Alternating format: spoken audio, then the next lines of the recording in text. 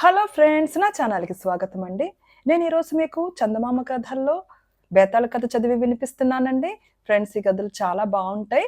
ఈ కథ పేరు నిద్రపోయిన రాక్షసుడు. పట్టువదలని విక్రమార్కుడు చెట్టు వద్దకు తిరిగి వెళ్లి చెట్టుపై నుంచి శవాన్ని దించి భుజాన వేసుకుని ఎప్పటిలాగే మౌనంగా శ్మశానం కేసి నడవసాగాడు.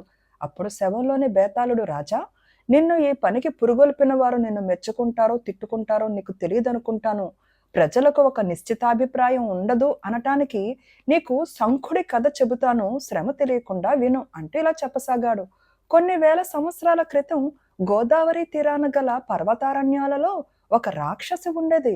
దానికి శంఖుడని ఒక కొడుకు ఉండేవాడు. వాడు పెద్దవాడయ్యాక వాడి తల్లి, నాయనా, నేను నా జీవితమంతా అరణ్యంలోనే ఆహారం సంపాదించుకుని బతికాను. ప్రజలు నా జోలికి రాలేదు, నేను ప్రజల జోలికి పోలేదు. నాకు వయసు తీరిపోయింది, నేను వెళ్ళి తపస్సు చేసుకుని శివ సాయుధ్యం పొందుతాను. నువ్వు ఈ అరణ్యాల మీద ఆధారపడి బ్రతకలేవు. అందుచేత మనుషులుండే ప్రాంతానికి వెళ్ళి నయానా భయానో నీ పొట్ట పోసుకో అని హితం చెప్పింది.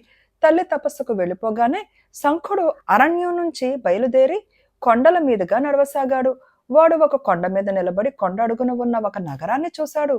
అరణ్యంలాగా ఆ నగరం వాడికి ఆకర్షవంతంగా లేదు, కానీ అక్కడ మనుషులున్నట్టు వాడు చూశాడు. వాళ్ల మధ్యకు వెళ్లి తన బతుకు తెరువు చూసుకోమని తల్లి చెప్పింది. ఆ పని తరువాత నింపాదిగా చూడవచ్చును అనుకుని వాడు నిలబడిన చోటికి సమీపంలో గల ఒక గుహలో విశ్రాంతి తీసుకుందామని నిశ్చయించాడు. అది చాలా లోతైన గుహ, అందులో చాలా చల్లగా ఉంది.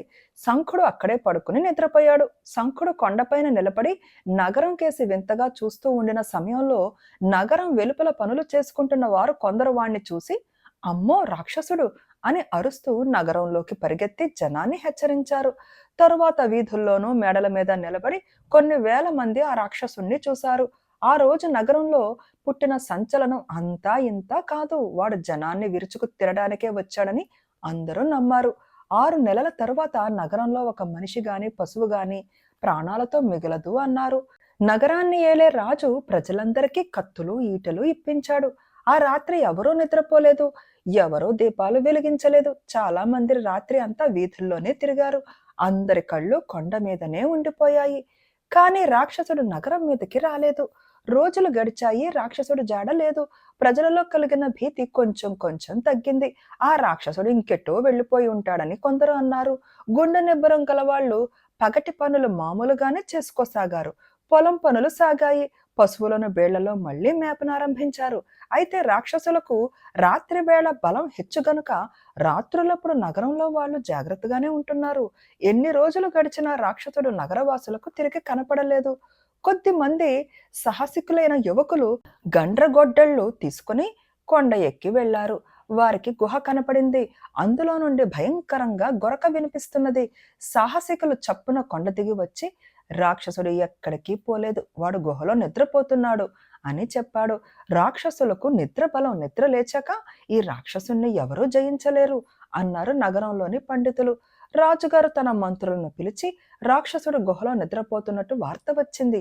వాడు ఆ గుహలోనే నిద్రలోనే ఉండగా వాణ్ణి చంపటం తేలికేమో, ఆలోచించండి.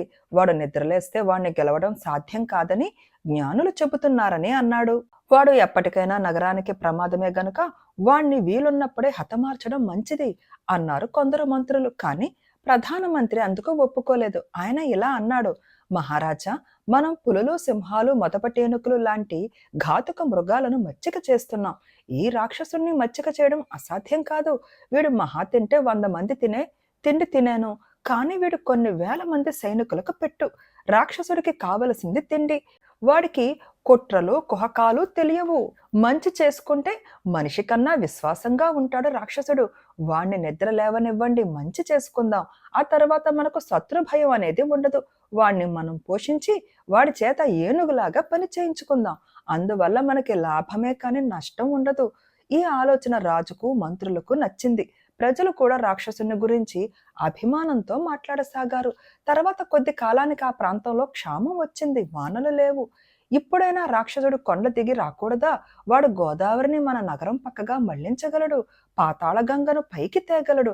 మనకు ఒక రాక్షసుడు ఉన్నాడన్న మాటే గాని అందువల్ల లాభం కలగకపోవడం శోచనీయం అన్నారు నగరంలోని పెద్దలు. క్షామం వెంటనే బందిపోటు దొంగల బెడద వచ్చి పడింది. వాళ్ళు వందల సంఖ్యలో ఎక్కడెనెక్కడి నుండో వచ్చిపడి అడ్డపడిన వాళ్లను హతమార్చి అసలే చాలీ చాలకుండా ఉన్న ధాన్యాన్ని, బక్క చిక్కి ఉన్న పశువులను కొల్లగొట్టసాగారు. రాక్షసుణ్ణి పిలుచుకురావటానికి ఇదే సమయం. గుండె నిబ్బరం ఉన్నవాళ్లు గుహకు వెళ్లి రాక్షసుణ్ణి లేపుకురండి అన్నారు పెద్దలు.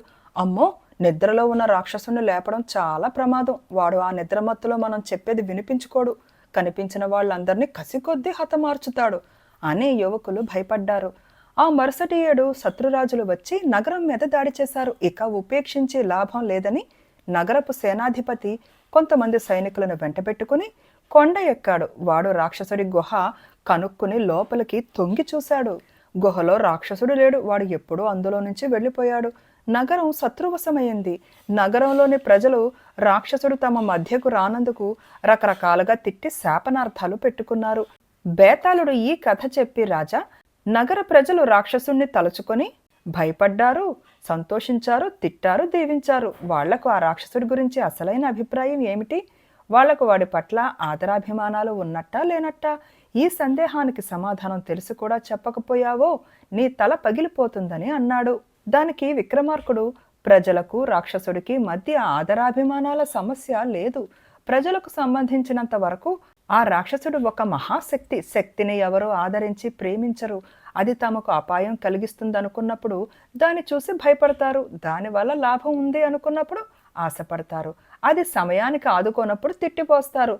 అది అదృశ్యమైనప్పుడు దాన్ని తోలనాడతారు కూడా అనే అన్నాడు. ఈ విధంగా రాజుకు మౌనభంగం కలగగానే బేతాళుడు శవంతో సహా మాయమై మళ్ళీ చెట్టెక్కాడు. ఫ్రెండ్స్, నచ్చిందా ఈ కథ? కథ నచ్చితే తప్పకుండా లైక్ చేయండి, షేర్ చేయండి, అండ్ ప్లీజ్ కామెంట్ కూడా పెట్టండి. And thank you.